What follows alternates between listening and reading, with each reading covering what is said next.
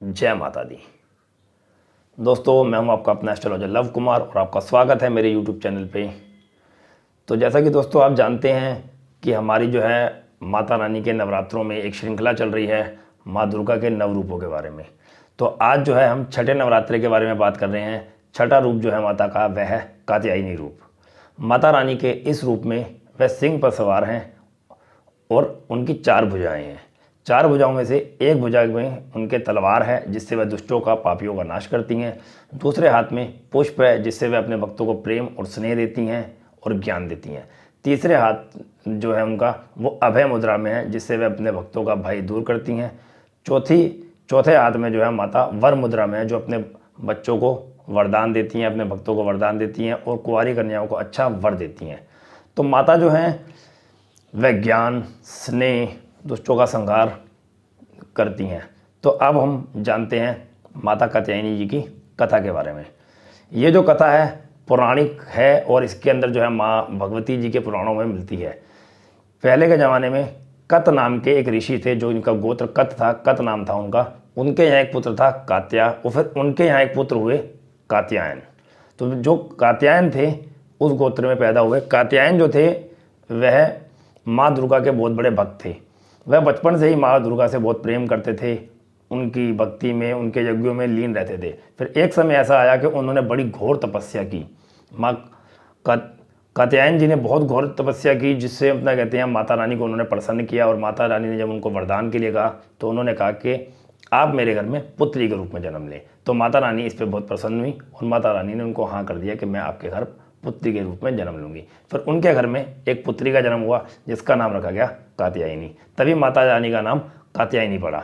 उसके बाद जब माता रानी जब उनके घर जन्म हुआ, जैसे माता रानी थोड़ा बड़ी हुई तो उसके बाद महिषासुर नामक एक दैत्य ने आतंक मचा रखा था। तो उसी समय आप लगा लीजिए कि ब्रह्मा विष्णु महेश की जो शक्ति थी वह कात्यायनी रूप में ही प्रकट हुई थी।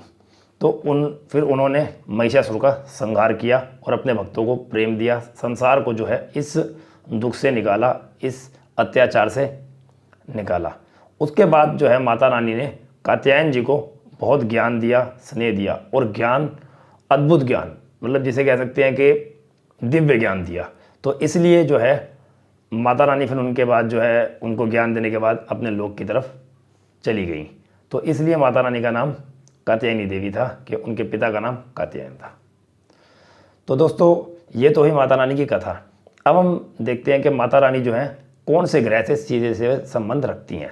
माता रानी जो है अगर ज्ञान दे रही हैं तो आप समझ जाइए दोस्तों कि वह बृहस्पति ग्रह से संबंध रखती हैं।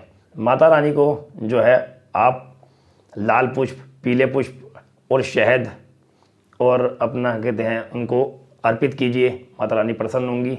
और अपना कहते हैं जिस भी आदमी की या औरत की कुंडली में जो है, किसी भी बच्चे की कुंडली में अगर ज्ञान की कमी है, वह पढ़ाई में ध्यान नहीं लगा पा रहा है, कहीं ना कहीं विद्या उसको वो ग्रहण नहीं कर पा रहा है, तो समझ लीजिए कहीं ना कहीं कुंडली के अंदर बृहस्पति ग्रह पीड़ित है। तो आप ये उपाय कीजिए, आप उनको पीले पुष्प अर्पित कीजिए और माता रानी को जो है आप पीली चने की दाल जो है भिगो के उनको उनके चरणों में लगा के किसी गौ माता को खिला दीजिए। तो देखिए आपको लाभ होगा।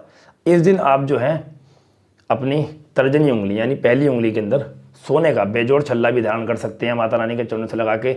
और किसी ज्योतिषी ने अगर आपको पुखराज, सुनहला या गोल्डन टोपेज पहनने के लिए अगर बोल रखा है तो उसके लिए जो है आप ओम ब्रह्म बृहस्पति नमः का 108 बार जाप करके आप धारण कर सकते हैं। देखिए बृहस्पति ग्रह ठीक होंगे, माता रानी आप पर कृपा बनाएंगी। आशा है दोस्तों आपको मेरा ये वीडियो पसंद आया होगा। ऐसे ही वीडियोस के लिए हम आपकी सेवा में पेश करते रहेंगे। अगर आपको मेरा वीडियो पसंद आया है तो प्लीज़ लाइक कीजिए, शेयर कीजिए और अगर आप मेरे यूट्यूब चैनल पर नए हैं तो प्लीज़ सब्सक्राइब कीजिए। जय माता दी। माता रानी आप पर अपनी कृपा बनाए।